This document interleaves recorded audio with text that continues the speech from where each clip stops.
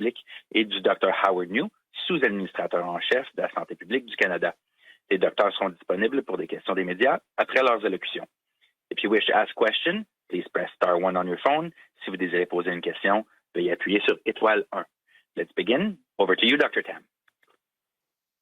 Merci. Thank you, and bonjour à tous et à tous. Thank you. Hello, Last everyone. Friday, we presented an update on the epidemiology and modeling in Canada, showing that efforts to increase vaccine coverage and reintroduce public health measures in heavily impacted areas have been effective in slowing spread at the national level.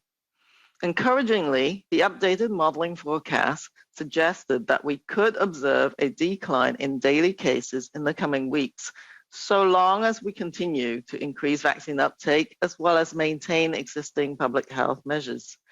While we are cautiously optimistic about the trajectory, the latest modeling also underscored the need to remain vigilant to protect our progress and reduce the risk of overwhelming healthcare capacity, especially as we head into the respiratory infections season. The latest surveillance data from this week indicates that although the virus continues to surge and present ongoing challenges in several areas of the country, overall, we're observing a decline in COVID-19 disease activity nationally. Over the past week, there were an average of over 3,160 new cases being reported daily across Canada, a decrease of 15% compared to the week prior. However, severe outcome trends remain elevated, with an average of more than 2,500 people with COVID-19 being treated in our hospitals each day, including over 750 in intensive care units, and an average of 40 deaths were reported daily. COVID-19 cases and hospitalizations are predominantly occurring among unvaccinated people. From end of August to late September, the average weekly rate of new COVID-19 cases was 8 times higher, while the average weekly rate of hospitalizations was 26 times higher in unvaccinated people than in fully vaccinated people. With Thanksgiving behind us, this means we're also entering influenza or flu season, virtually non-existent last year, thanks in large part to the public health measures in place to reduce the spread of COVID-19, but it has not disappeared. This year, anticipating a possible flu resurgence due to lower levels of immunity in the population as a result of less circulation last flu season and easing of some restrictive community-based public health measures made possible thanks to the high COVID-19 vaccine coverage. The behaviors we have learned during the COVID-19 pandemic can help keep us and our communities healthier this fall and winter. This includes getting the flu shot when it is available to you and consistently maintaining individual protective public health measures like wearing a mask, improving indoor ventilation, washing your hands often, and staying home when you're sick. Individual public health measures are the foundation of good public health practice and help prevent the spread of flu, COVID-19, and other respiratory illnesses. Getting a flu shot is more important now than ever. It helps prevent the flu and related complications such as pneumonia, and can also help reduce the severity of symptoms. If a continuing fourth wave of COVID-19 were combined with a resurgence of the flu, this could place additional pressures on the healthcare system. By following public health practices to reduce the risk of COVID-19 and making sure all our important vaccinations are up to date, we are doing our best to protect ourselves and others. Thank you. Merci, Megwich. Bonjour à toutes et à tous.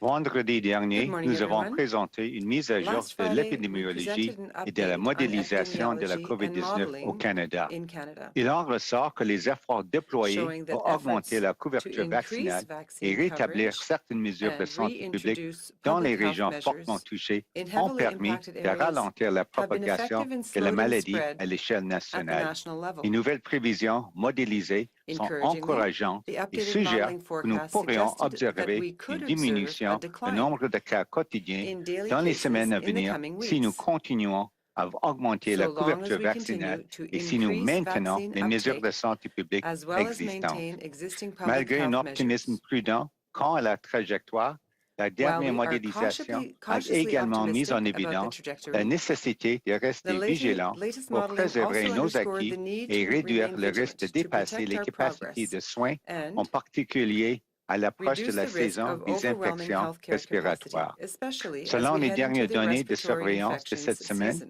nous observons The une latest diminution surveillance de data from l'activité de la this week COVID-19 indicates à that l'échelle although the nationale, virus même continues si le to virus surge continue and de present progresser et de poser des ongoing problèmes challenges dans plusieurs régions du in pays. several Au areas cours of de the la country. dernière semaine, Overall, plus de 3160 nouveaux cas ont été we are signalés en observing a moyenne chaque decline in jour au Canada, COVID-19 disease soit activity une diminution nationally. de 15 Over the past week, par there rapport were à an la average semaine of over précédente. 3,160 Cependant, new les cases tendances being relatives reported aux cas daily graves across Canada, restent a élevées. decrease of En moyenne, 15% chaque compared to jour, the week plus de prior. 2500 personnes Severe outcome atteintes de la trends remain COVID-19 elevated, with an sont average soignées of dans more nos than hôpitaux, dont 2,500 plus de people with 750 COVID-19 dans les being treated unités in de our soins hospitals each day, intensifs et including 40 over décès sont signalés. 750 Les in cas de intensive care COVID-19 units, et des and an average hospitalisations of 40 deaths are surviennent reported daily. principalement chez les COVID-19 personnes cases non and vaccinées. hospitalizations are De la fin predominantly août à occurring la fin among septembre, le unvaccinated taux people. hebdomadaire From the moyen end de of nouveaux August cas to de late September, COVID-19 était the 8 average fois weekly plus rate of élevé new et le taux COVID-19 hebdomadaire cases moyen was 8 times higher, d'hospitalisation était 26 while the fois plus average élevé weekly chez rate les of personnes non hospitalizations vaccinées was que chez les 26 personnes times higher in entièrement unvaccinated vaccinées. people than in fully L'action de vaccinated grâce people. étant passée, cela signifie With que nous Thanksgiving entrons behind dans la us, saison this de means we are also l'influenza ou entering grippe. influenza Si la or grippe a flu season. été pratiquement The flu inexistante was l'année virtually dernière, en non-existent grande last year, partie grâce aux mesures thanks de in santé large part publique to the mises public en health place pour measures in réduire la place to reduce the propagation de la spread of COVID-19, COVID-19, elle n'a pas disparu but pour it autant. has not Cette disappeared. année, nous pourrions This voir une year, we are recrudescence de la anticipating a grippe en possible raison flu d'une baisse de resurgence l'immunité de la due to lower population levels of immunity attribuable in the à une population circulation as a moindre de result virus of lors less de la dernière circulation saison last flu grippale et de season l'assouplissement de certaines and mesures de the santé easing of publique some restrictives à l'échelle community-based communautaire, public health rendues measures possibles grâce made à la possible couverture thanks vaccinale to élevée high contre la COVID-19 COVID-19. vaccination Les coverage. comportements que nous avons adoptés The pendant la behaviors we have pandémie de learned during COVID-19 the peuvent COVID-19 pandemic contribuer à can nous help us garder, and our nous et nos communities communautés, en stay bonne healthier santé this cet fall automne et and cet winter. hiver.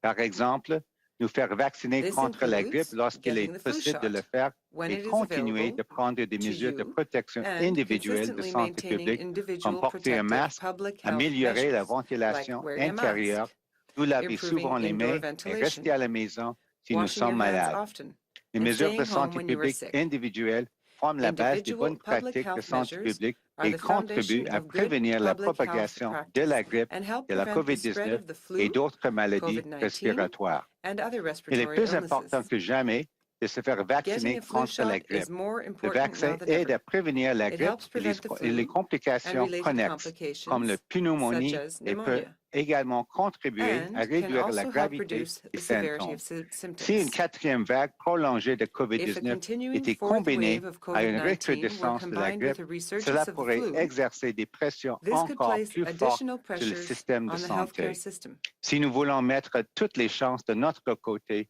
pour nous protéger et By following protéger public les health autres, nous practices to devons reduce the respecter risk les of pratiques de santé COVID-19 publique and making sure visant à all our réduire le important risque de vaccinations COVID-19 are up et to nous date, assurer que tous nos we are vaccins doing our importants best sont à jour. to protect ourselves Merci. and others. Thank you. Thank you. Miigwech.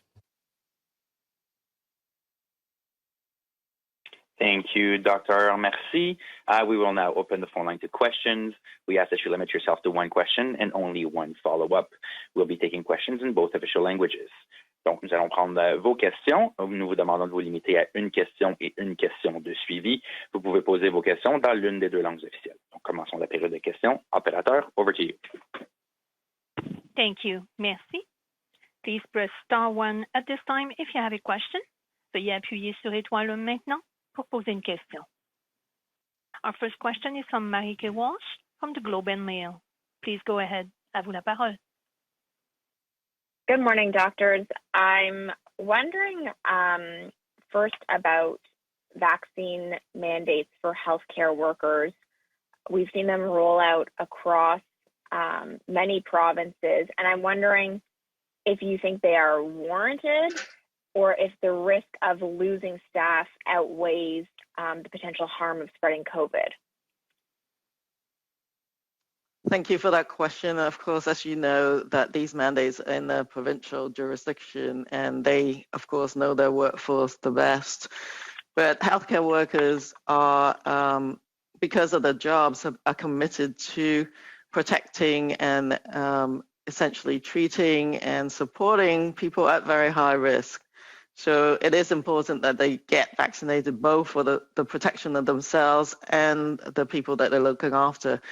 It is very important, actually, to protect healthcare workers because the health system is so fragile at the moment. Everybody's exhausted. And if healthcare workers have to go into quarantine, for example, after exposure, the system just simply isn't going to be sustainable. So I think provinces are taking into account all of these matters as they are looking at their vaccine requirements. You would have to go to the provinces. I actually don't know to what degree the vaccine requirements have boosted vaccine coverage, for example, in that group. But I think as a healthcare worker, it's important, very important, at least from my perspective, to get vaccinated. It's Dr. New. I just would add, maybe it's a personal reflection as well, that certainly as a physician, if you look at the Hippocratic Oath, one of the most fundamental things in there is that, with respect to your patients, is do no harm. And so as far as I'm concerned, if you're not vaccinated, you certainly risk the potential of doing harm to a patient, by possibly getting infected with COVID-19 and transmitting it onto your patients, many who are, obviously a part of vulnerable populations. So I think to me, it's quite straightforward. If you're a healthcare worker, as part of your training and so on, and the vocation you've chosen, I think it's very important to be vaccinated. Thank you. Thank you. Follow up? Thank you. I'm wondering also about what the vaccination mandates mean in terms of spread of the virus. So when we're looking at areas where they have a vaccination mandate, where you need to be fully vaccinated to attend something in the arts sector, or to attend a live sports event, or to go to the restaurant, because everybody in the room would then be vaccinated, does that mean that we don't need to have physical distancing? Does that mean that full capacity is safe again? Well, I think vaccines certainly adds a significant degree of protection, and that's part of the reason, I think, why these vaccine requirements have come into play. But I think at this juncture, I would advise people to layer on as many layers of measures still, just because we're in a fairly critical stage in the pandemic at the moment. We're still in the pandemic phase. We're at the top of this fourth wave. You've got to take into account what COVID activities like in your community. I actually think that's one of the most critical things, is to look at that, because if you have a massive gathering, even if you've been vaccinated, it is still prudent to wear a mask and take on those personal protective measures. Vaccines have been extremely effective against severe outcomes, and it's still maintained, that vaccine protection is still being maintained. What we do know with the Delta variant, very transmissible variant as well, is that vaccine effectiveness against infection, or asymptomatic or mild infection, is reduced. So the most prudent thing, if you can, is just to keep up with those measures. And it prevents influenza and other things as well. So that's what I would suggest if you're going to a mass gathering event. But the PVCs or the vaccine passports will add a significant layer of protection, but not complete. Thank you, Dr. Tam. Operator, next question. Prochaine question. Thank you. Merci. Notre prochaine question est de Raymond Fillon de TVA. Next question Please from go ahead. TVA. À vous la parole. Go ahead. Merci. Bonjour. Pour continuer dans la même ligne, avoir To carry on 338 the same personnes dans vein, une having salle comme la Chambre des 338 communes, par people in a exemple, avec house certaines such as the personnes non House of vaccinées, est-ce que Commons vous chamber, considérez for que c'est example, sécuritaire ou vous in le your opinion, is déconseillez? this safe, or do you think it's ill-advised? C'est Dr. New. Merci Answer. pour la This is question. Dr. Moi, je New. pense Thank you for le the question. principe, Ça reste toujours, si on think the parle de principle la remains, perspective de la santé if we're publique, talking about on public va health, augmenter la couverture is that vaccinale we will le plus haut increase the possible, vaccine et coverage parce que to ça the se highest donne possible un levels, bon niveau de protection, as mais that provides a à good part de level ça, of comme protection. But Dr. besides Tam et that, moi, on a as déjà Dr. Tam and constaté à I have plusieurs already said reprises, many ce times, n'est pas le seul moyen. this Les is not the vaccins sont only efficaces, mais pas way. Vaccines 100%. are Donc, je pense effective, que but c'est not très important 100%. aussi So I avoir think it's les very autres important to mesures also de santé use publique, other si c'est public health possible, la measures distanciation, whenever le port de possible, masque, such as social tous les autres distancing, wearing bonnes mesures masks, déjà and all the éprouvées. Donc, other je pense que dans well-proven n'importe quelle methods. situation, il faut I think in any situation, mettre en vigueur toutes les mesures we have to possibles implement all pour the public protéger health tous les measures possible participants in dans order to un protect all the espace participants clos n'importe in où. an indoor space, no matter what that space is. J'aimerais aussi vous entendre au sujet des tests Follow-up question. PCR I'd pour also like entrer au to hear Canada. you Les talk about Américains the vont rouvrir la PCR tests frontière, leur côté de la for frontière people le coming into 8 Canada. novembre. The Americans N'exigeront pas are que les opening their Canadiens aient un border on test November négatif. 8th. Est-ce que c'est encore nécessaire And d'avoir, they do not require à vos Canadians to yeux, have a là, negative un test. In your test opinion, is it négatif still necessary PCR to have a pour entrer negative au Canada, PCR test ou to si vous enter pourriez Canada? recommander que cette Or mesure soit would you levée? recommend that that measure be lifted? OK, merci pour la question encore. Answer. C'était Thank you encore for the comme question dit, once un again. enjeu actuel. This On is a current issue. continue comme We are toujours continuing, as always, analyser, suivre les données analyze and monitor the probantes pour evidence and the donner data nos recommandations in de la order to perspective de provide our santé publique recommendations aux from a public décideurs. health Ce que je perspective peux to vous dire, decision c'est makers. What I avec can tell le you système de dépistage is that with the tracing qui est en system place actuellement, that is on voit currently in même que place, we parmi can les see that voyageurs even amongst vaccinés, complètement vaccinated vaccinés, parce travelers, qu'on completely exige, comme dit, vaccinated les tests travelers, because we PCR are avant. demanding the Je pense PCR que le test taux for the entry of the country. d'être I positif, believe c'est the positivity rate is 0,2%. On peut dire, OK, c'est quoi? Est-ce que c'est important? 0.2%. So we can say, well, is that important? C'est moins que Is that 1%, major? mais It's si less on than augmente les 1%. volumes But des if the number voyageurs, of travelers ça peut être increases, comme si on parle des chiffres, we could be talking nombre de personnes. Ça peut être un nombre plus grand avec une augmentation de volume des voyageurs qui rentrent au Canada. Ça, c'est sûrement une considération. Un autre aspect ici au Canada, c'est on est en train de gérer une quatrième vague et on voit que dans plusieurs provinces, ils sont vraiment presque dans une situation avec beaucoup de pression sur leur système de soins de santé. Donc, je pense pour le moment, il faut continuer à suivre les données probantes, mais pour le moment, on garde le système parce que même avec le dépistage PCR, on continue à trouver un certain pourcentage des voyageurs qui rentrent au Canada entièrement vaccinés, mais encore positifs pour la COVID-19. Merci. Merci, Dr. New. Opérateur, prochaine question. Thank you, Dr. New. Operator, next question, Thank you. please. Merci. La prochaine question. Our next question is from Annie Bergeron-Oliver from CTV National News. Please go ahead. À vous la parole. Hi, thank you for taking my question. I'm just going to follow up on Raymond's question. Hopefully you can answer in English. So business groups are urging Canada to scrap the PCR requirements for returning travelers who are vaccinated. I'm just wondering what type of benefit does this PCR test provide and should it be kept? Thank you very much. I'm trying to remember what I said in French, but essentially, certainly, it's a live issue right now. As always, we continue to look at the scientific evidence and the results of our current testing regime at the border, which does include the sort of the requirement for that PCR test, a negative PCR test, within 72 hours prior to coming to Canada.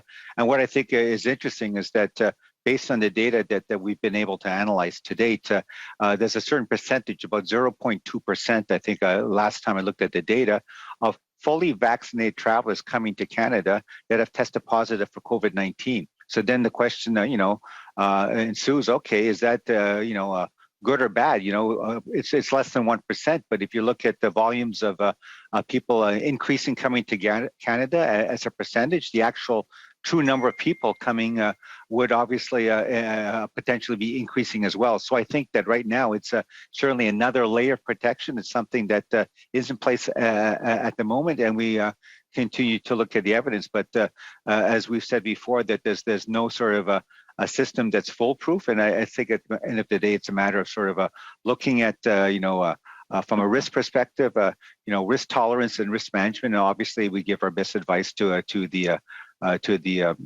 cabinet and the government. And maybe I'll just add that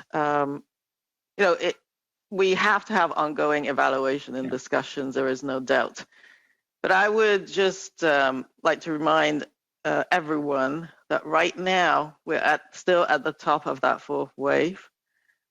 We're in a situation in Canada where our health systems are still very fragile. We need to take a precautionary approach in the next little while, and we'll continue to evaluate the situation. Some of our key, most important things we're trying to achieve are keeping kids at school, keeping people at work, and by keeping the levels of COVID-19 low, as our vaccination, which is incredible, by the way, the vaccination coverage is still going up. We're studying the need for boosters, and all of those things are actually at play at this moment in time. So in many ways, we need to still be very vigilant and careful at this point. But we will have ongoing discussions with the CDC and the United States to see what is reasonable in the trajectory going forwards. Thank you very much for that. The FDA advisory panel has cleared the path for booster shots for Moderna for people 64 and over. I'm wondering when you foresee this happening in Canada as well, especially in long-term care facilities. So when do you foresee booster shots being approved for people over 64?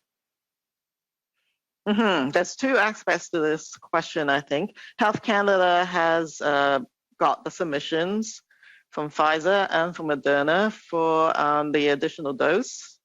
And they're reviewing that as fast as they can. And I think they are expecting it fairly soon. But I think we'll have to go back to them to ask about that.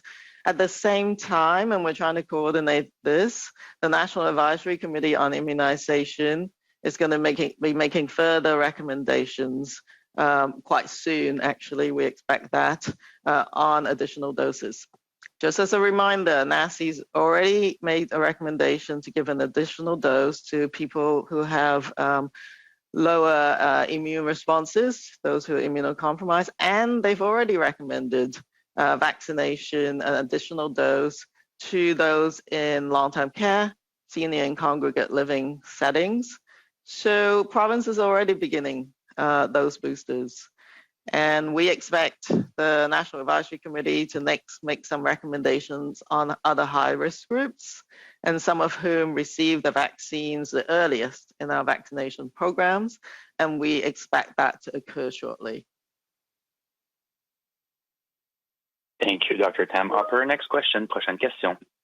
Thank you. Notre prochaine question est de Catherine Lévesque de la presse Next canadienne. question, À vous la Canadian parole. Please Press. go ahead. Please go ahead. Oui, bonjour à vous deux. Yes, hello Dr. New, to je both voulais of you. juste vous Dr. poser une autre question I sur la have another vaccination question des for you députés about au vaccination Parlement of MPs in et Parliament, surtout sur la distanciation sociale. especially when it Il comes to faut social quand même distancing. garder des mesures. Est-ce que le Certainly, measures gouvernement must vous a be kept up. consulté Has the au government sujet du consulted retour you du when it Parlement et du comes fait to the d'avoir return of Parliament and the 338 fact that députés there dans will be une même salle 338 sans MPs in fenêtre one et chamber sans ventilation? without special ventilation? Merci pour la question. Moi, je peux Thank you dire for the qu'on question. a déjà donné nos conseils, I think we recommandations already pour, have comme on dit, provided de la our advice and perspective de la santé recommendations publique en when it comes général. from public health, Pour comme tous les comme les public health milieux de perspectives travail, on peut for considérer la all Chambre de workplaces, communes and we can comme consider the House of milieu de Commons travail. Moi, as a personnellement, workplace as well. je n'ai pas Personally, reçu une demande I have pour not received a request d'autres comme des for further recommandations au conseil spécifiquement. recommendations Je that peux are pas parler specific to the House of Commons. pour Dr. Tam, I peut-être can't aussi, speak for elle a eu Dr. des Tam. autres She conversations, herself may mais have had je pense other que conversations. c'est une question peut-être posée But this au may be Premier a ministre question si vous to ask the vraiment Prime posez une Minister. question sur la politique pour les députés. If you Mais want je to ne sais know pas what si the Dr. policy Tam a will be for peut-être quelque MPs. chose à ajouter. Perhaps Dr. Tam has something else to add?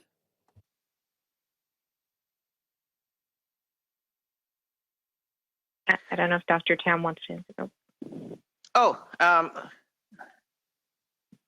Donc, comme Dr. New a déjà dit, on a donné des conseils concernant l'importance de la vaccination et aussi les autres mesures, les autres mesures de prévention.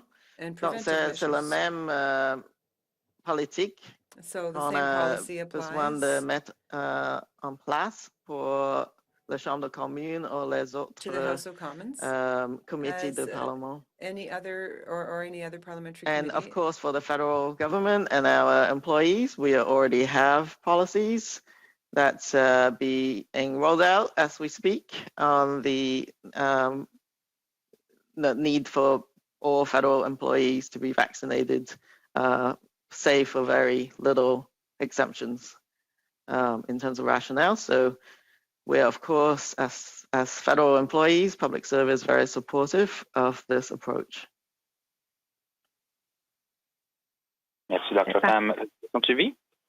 Oui, merci.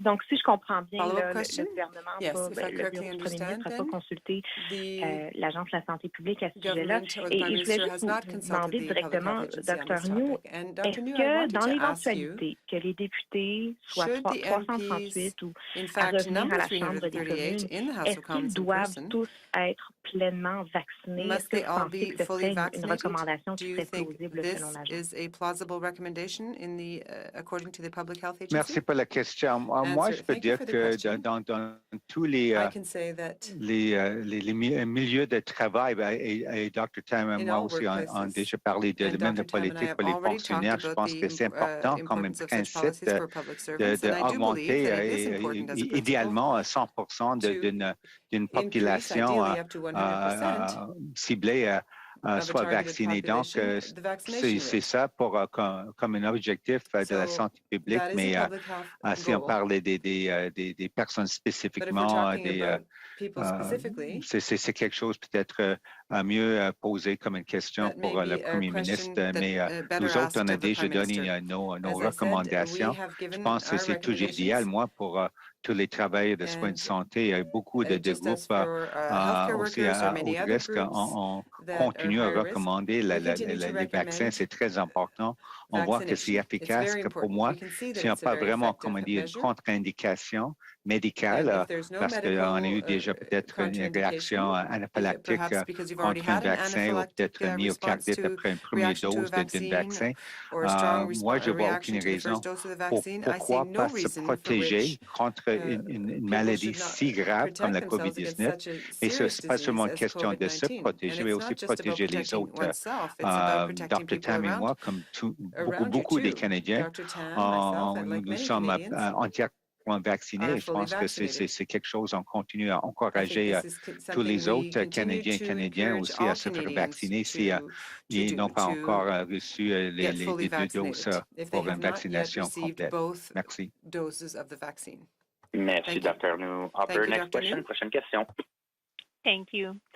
Our next question is from David Turton from CBC News. Please go ahead. À vous la parole. Hi, doctors. Pfizer has been clear that it is seeking approval for its new pediatric formula. It does not want Canada vaccinators to draw lower doses for kids from vials already shipped or on hand. Even if this isn't the usage that the company has approved or wants, could Canadian regulatory authorities recommend maybe an off-label usage to take advantage of our existing inventory of Pfizer vaccines? Or will kids in this country have to wait until the federal government is able to procure shipments of the pediatric version of the Pfizer vaccine, however long that takes? Yeah, so Health Canada has not yet received submission for the vaccine for kids under 12, but there's been rolling submission of the data. And so it's by looking at the data that we can essentially Health Canada will confirm what the dosage would be. So I think that drawing up pediatric doses from the existing vials is not something that is recommended at this point for a number of reasons. We also understand from Pfizer that there's actual, the formulation has shifted. So this is the next generation formulation. And so that is something that needs to be examined by the regulator. So at the same time, I believe Minister Annan had commented on this, that we are already of course, in communication with Pfizer about the supply of pediatric doses. And we're trying to get all of those things lined up and expect some communications on these fronts in the weeks to come. At the same time, there are other ways to protect kids, as we all know. And I'm actually very happy to hear that, given how many weeks we've had kids in school now, and of course there's been cases and there's been some reports of outbreaks in general, people have been able to keep kids in-person learning. And the most important thing right now is the adults and the older siblings around them should get vaccinated to afford them some protection, because the most high-risk transmission setting for kids under 12 are within their families. So that is something that people can do right now. Thank you. Follow-up? Yeah, I'm wondering if you could maybe expand on your comments, Dr. Tam, that this is a next generation formula. What exactly, kind of just maybe break that down for us? Is it to deal with, the way that this virus has evolved? Does it provide better protection against the variants of concern? And I don't know this, but so I'm just going to ask it. Do we typically do vaccines when it comes to vaccines for younger populations, younger kids? Are they typically different? Is it out of the ordinary to maybe take an adult vaccine and use it on a kid just in a lower formulation? Is that out of the norm? Does that happen sometimes? So if you could just maybe expand on the next generation comment and is it out of the norm for us to use maybe adult vaccines in lower dosages on young people if it's safe? Well, I think just to clarify, that is not a different sort of variant or different formulation from the virus, from the mRNA component. It's more the other elements in the vial. And certainly we can provide further information from Health Canada as they're examining the composition of the vaccine. But it's really just tweaking and improvements on the formulation by the manufacturer. But at the same time, of course, for example, one thing we have to consider is with the amount of vaccine that has to be drawn up, which could be quite different in children with a lower dosage, for example, that it might not be very easy to draw up vaccines.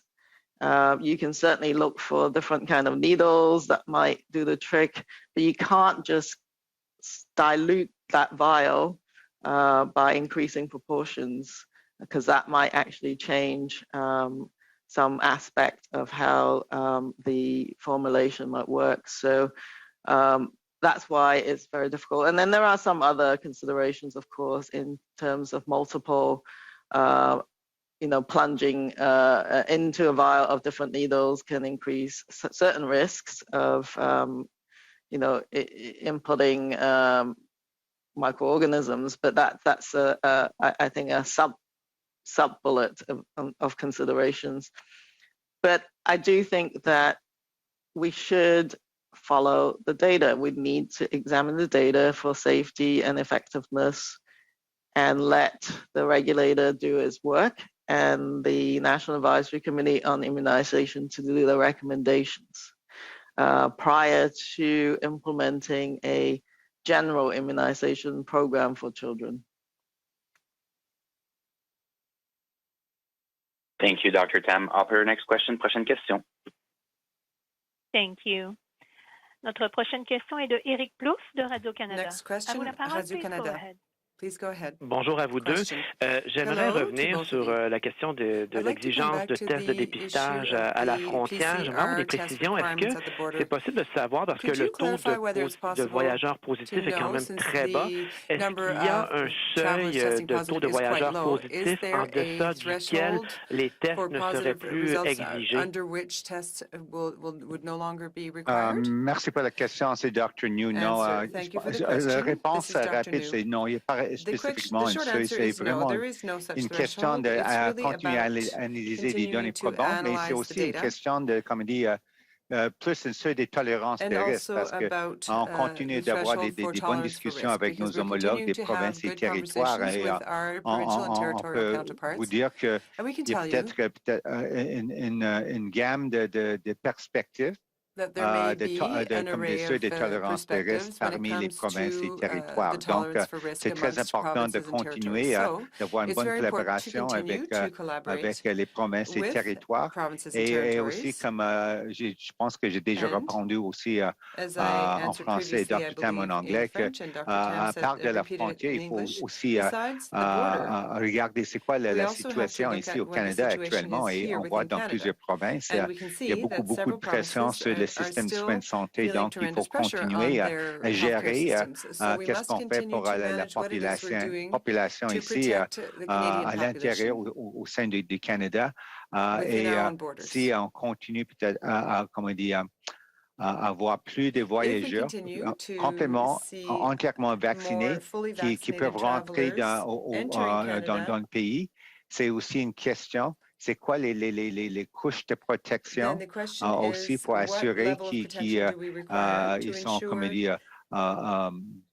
bien protégés contre la COVID-19 et aussi c'est quoi le risque aussi peut-être de transmettre le virus aux Canadiens parce que on voit aussi avec le vaccin, avec aussi le variant préoccupant Delta, que c'est aussi possible pour même une personne entièrement vaccinée d'être aussi contaminée avec le virus. Et aussi, c'est possible de transmettre le risque et la probabilité est moins comparé à une personne non vaccinée, mais ce n'est pas zéro. Donc, c'est tous les facteurs comme ça qu'il faut...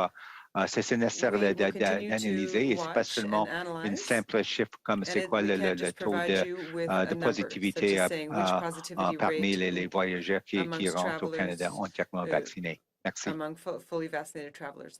mais pourquoi c'est pas possible dans ce cas-là? Parce que les tests de dépistage coûtent très cher pour les voyageurs. Pourquoi les tests rapides ne sont pas une possibilité?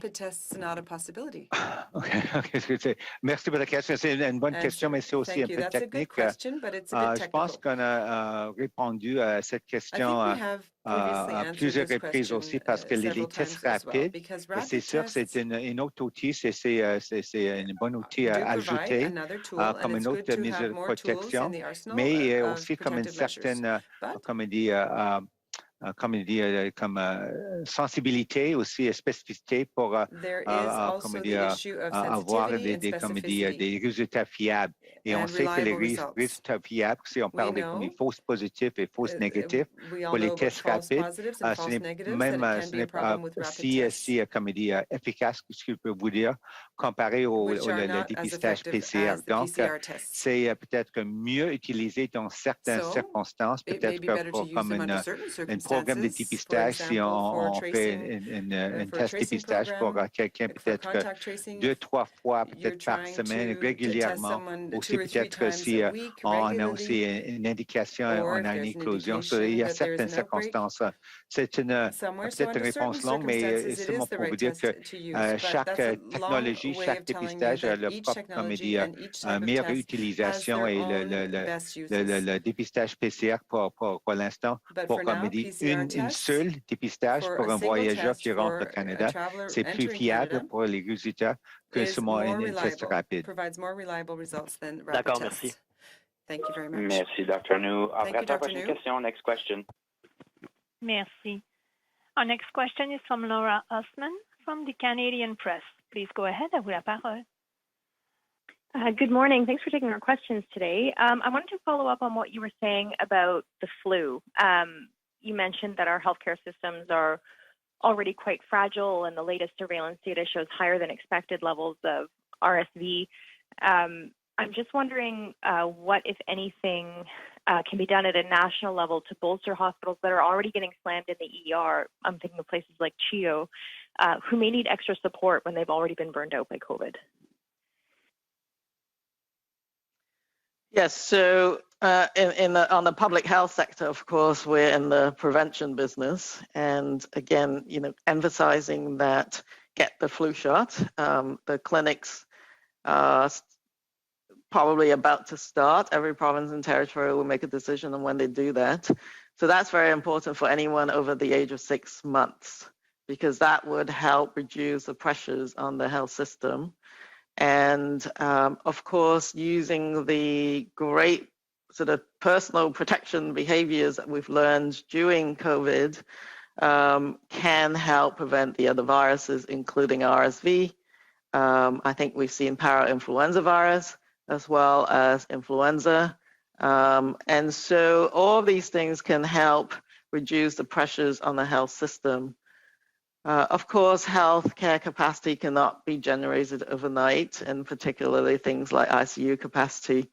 We've continued to offer surge capacity to provinces, working with the Canadian Red Cross, working across other jurisdictions to get mutual aid. The Canadian forces have been supporting different areas, but this is not a highly sustainable situation. People need to do everything they can to reduce both COVID and other respiratory viruses in order to keep our health system going. Just to remind people, of course, that even before COVID, there's some very, very severe influenza seasons where you're already going to get the ERs crowded and your hospitals at overcapacity. So this is definitely not a year to have influenza, wreak havoc. So I think as much as possible, do all of those layers of protection. I don't know if there's any more that can be said. Pediatric hospitals are finite capacity. Thank you, Dr. Tamfall. Thanks for that. And I'm also wondering, you mentioned that we sort of have a lower immunity to flu viruses because we were so protected last year by public health measures. There are still public health measures in place this year. So are you expecting sort of a less severe flu season this year, or is that lack of immunity going to play a larger part? Are there any sort of forecasts for the flu season this year? As in any flu season, at this point in time, we always say it's too early to tell, and that would be the same for this season. But you're right in that. Where would that balance come in? One thing is that, of course, kids under 12 don't have the protection from COVID-19 vaccine. They're going back to school. Even though they're observing other measures, schools are putting in place certain measures, and there could be transmission. And the younger cohorts of individuals haven't really seen influenza, perhaps in particular the youngest children. So if flu circulates, it could impact them quite severely. So I think, I hope that, yes, there's some measures being relaxed for sure that could accelerate accelerate influenza spread. But we've learned a lot about infection prevention control, both as individuals and as institutions. Long-term care facilities must put in place, must not forget you need strong infection prevention control measures, even if you've had the COVID-19. Get the influenza vaccine for our elders and keep up with infection prevention control measures. That will have a impact on our disease trajectories. Even if other aspects of daily life has been eased, those measures should still be in place.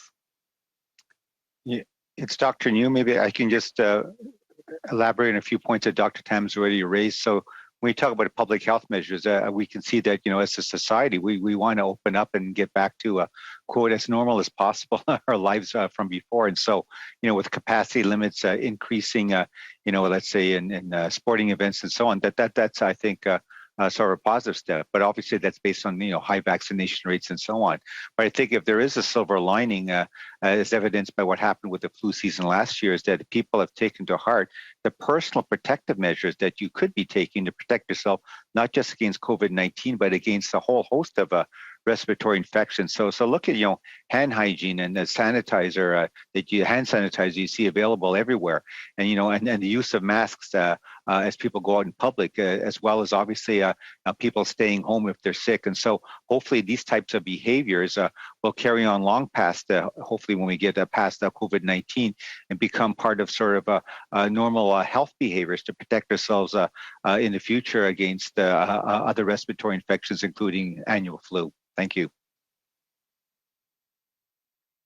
Thank you, Operator. Question. Thank you. Our next question is from Jamie Moracher from Global News. Please go ahead. À vous la parole. Hi, all. My apologies if you answered this in French. I actually got kicked off the call for a little bit, but I will re-ask it in English. I'm just wondering if you have been in touch with your U.S. counterparts to get clarification on whether Canadians with mixed vaccines will be accepted as fully vaccinated travelers come November 8th. I am seeing some news outlets who say that the U.S. travel policy will consider people with mixed as fully vaccinated. Are you guys hearing anything?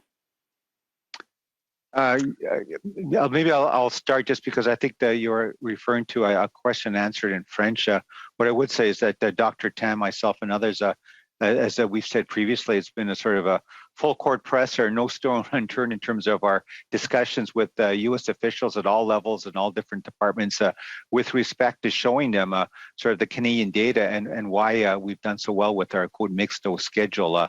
Other than that, I think the U.S. Itself is conducting various types of trials with sort of mixed dose schedules, not necessarily the ones that we have real world experience, but other types. So I think they're open to the idea.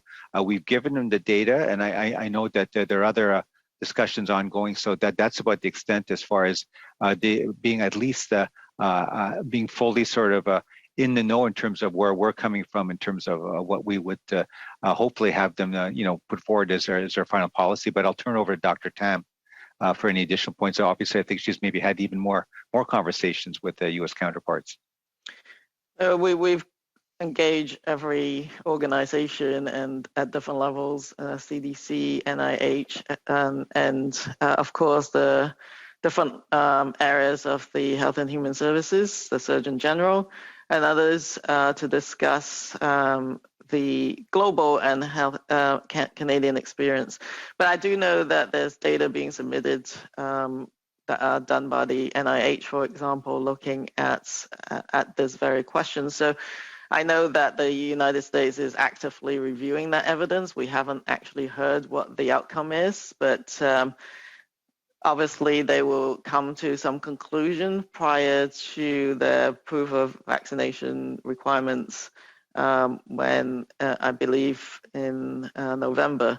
So that's a really important milestone to monitor, but we'll continue to keep engaging our counterparts on this front. But there is more and more data that is available. Just a follow-up, thank you so much. On the same kind of note, I know that in general you have said that boosters for immunocompromised or elderly is kind of the take that we are going for.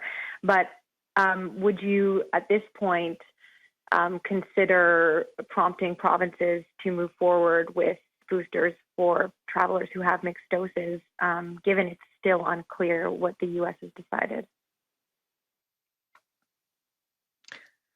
Yes, so this is a difficult area, but I think we are going to do our best with not just the United States, but we've been engaging all the sun destinations, and it seems that most of them will accept mixed doses or they have no requirements at this point.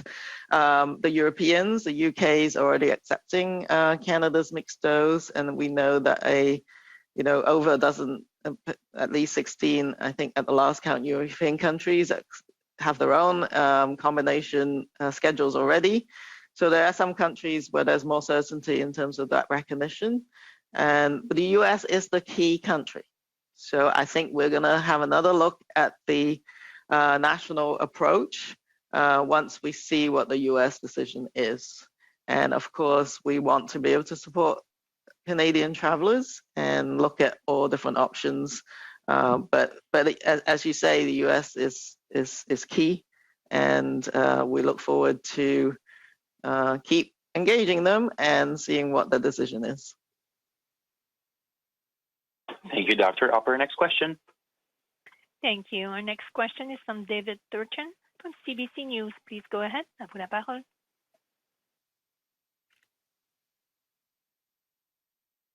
Hi, thanks for taking another one of my questions. I really appreciate this. So my question is about some comments that Bonnie Henry made last week, Dr. Tam. She mentioned that surplus Moderna doses from BC will be donated internationally. And so I'm just wondering what arrangements are being made with that company or others to permit that donation under Canada's contracts, which previously didn't seem to allow that allocation. So is there any more information you could provide about that?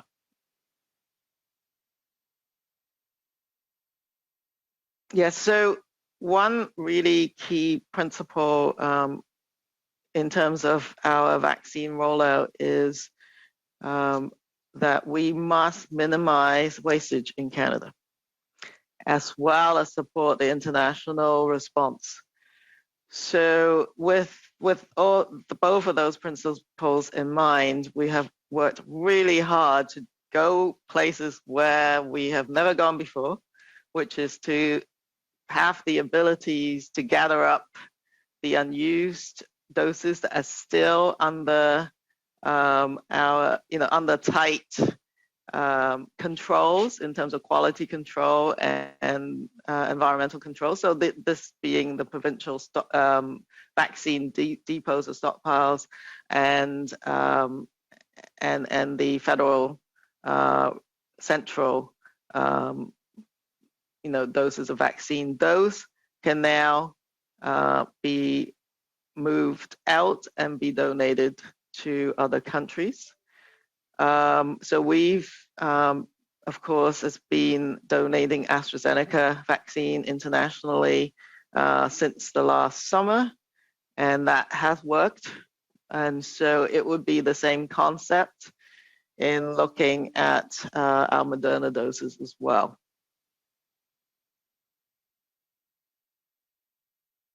Thank you, Dr. Tam. David, do you have a last follow-up before we wrap it up? Thanks. Yeah, so can you just clarify, previously it was our understanding that our contracts with Moderna and Pfizer did not allow for us to donate these vaccines. So has there been a change there? Has there been some movement there? And also, can you provide us any, numbers of how many vaccines are part of our existing inventory that will now be eligible for donations or that provinces are returning? So can you just clarify that one thing about whether or not our contracts have changed, or maybe it's always been the case that we could donate surplus doses? And if you have any numbers of, what type of vaccines will be rolling out the door to other countries that need it? Yes, so there's different mechanisms, of course, that we can support international vaccine programs, one being actual direct contribution to COVAX, whether through financial contributions or through vaccines that haven't arrived in Canada at this point. But for the vaccines already in Canada, all I know is that we have managed to put that in place with considerable effort to look at the maintenance of the integrity of those doses, which has to be verified, of course, by Health Canada as well. I personally am not involved in the contracting clauses. We can get back to you on that, but I do know that things, of course, have been worked out to allow us to do that.